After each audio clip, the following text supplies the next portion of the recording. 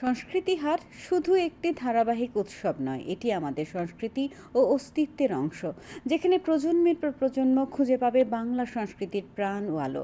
ঐতিহাসিক শততম সাপ্তাহিক সংস্কৃতি হাটের পূর্তি অনুষ্ঠানে কথা বলেন মুখ্যমন্ত্রী অধ্যাপক মানিক সাহা। তিনি বলেন, ভারতবর্ষের মধ্যে মিশ্র সংস্কৃতির অনন্য নজির রয়েছে ত্রিপুরায়।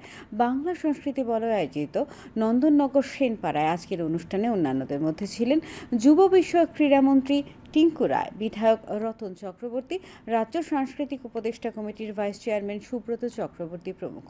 শুরুতে 100 শিল্পী ধুনুচি নাচ পরিবেশন করে।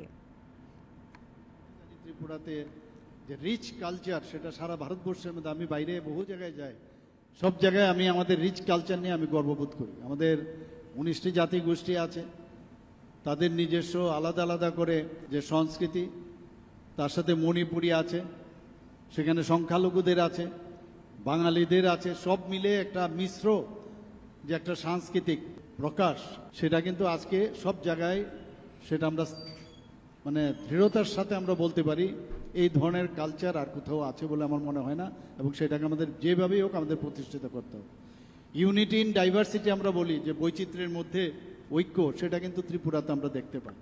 এখানে আমাদের গ্রামীণ এলাকায় যারা বোনেরা রয়েছে, আমার ভাইয়েরা যারা রয়েছে, আমাদের হারিয়ে যাওয়া যে সমস্ত গ্রামীণ সংস্কৃতি আজকের এই আধুনিক সময়ে আমরা দেখছি, সেগুলো তারা পুনরুদ্ধার করা বা তাদের জন্য একটা বড় প্ল্যাটফর্ম